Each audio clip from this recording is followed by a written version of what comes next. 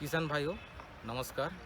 Soybean बीज उत्पादन के लिए किस समय इसको कटाई करनी चाहिए और किस सावधानी के साथ गहाई की काम करने चाहिए, इसके बारे में आप लोगों को मैं जानकारी देना चाहता हूँ। सोयाबीन बीज काफ़ी नाजुक होती है।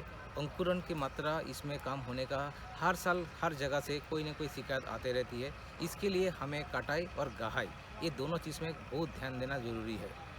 कटाई सही समय पर होना चाहिए, जहाँ से सोयाबीन खेती में बहुत दिन तक पड़े रहना नहीं चाहिए। सही सूखापन आते ही उसको कटाई कर लेना चाहिए। और अगर हो सके कॉम्बाइन में अगर कटाई कर रहे तो सही समय पे उसको कटाई करना चाहिए, इसी के जब बीज में ज़्यादा मार ना पड़े। बीज ज़्यादा सूख जाने से बीज के ऊपर मार ज़्यादा पड़ता है और बीज टूटने का डर रहता है। इसलिए नमी की मात्रा 13 से 14% रहने से हम लोग कहते हैं कि उसमें कटाई और गहाई कर लेना चाहिए। अगर कोई किसान कॉम्बाइन हार्वेस्टर से अगर कटाई नहीं कर रहे, कटाई के बाद गहाई करना चाहते हैं, गहाई करने वाले मशीन में ये ध्यान रखिएगा, मशीन का स्पीड बहुत ज़्यादा होने से बीज टूटता है, अंकुरण में कमी हो जाती है। इसीलिए जो गहाई करने वाली मशीन है उस मशीन का आरपीएम हम लोग कहते हैं कि 450 होने से बीज सुरक्षित रहता है।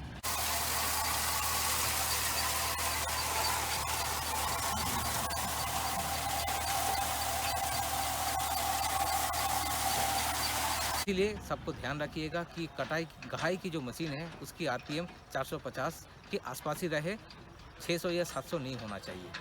और खेत में बीज को या खेत में फसल को ज़्यादा दिन तक छोड़ने से क्या होता है कि इस तरह से छिटकने की डर रहता है और बीज में कमी आ जाती है।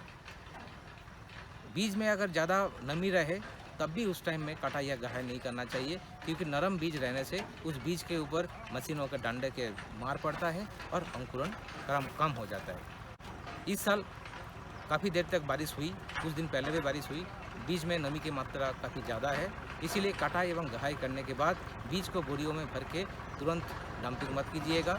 उसको स्टोरेज करने से पहले उसको अच्छी तरह से 2 दिन सूखा लीजिए। सुखाने के बाद ही उस बीज को भंडारण में लीजिए, नहीं तो बीज में नमी की मात्रा ज़्यादा होने से उस हालत में आपको बीज में फफूंद की आ सकती है और बीज में नमी ज़्यादा होने के कारण जल्दी उसका अंकुरण कम हो जाती है। इस साल बीज की ऐसी कभी कमी है, बहुत ही सावधानी से बीज को कटाई या गहाई एवं भंडारण कीजिए, जिससे कि अगले साल आपको अच्छी बीज मिले और उससे आपको अच्छा फसल मिले। धन्यवाद।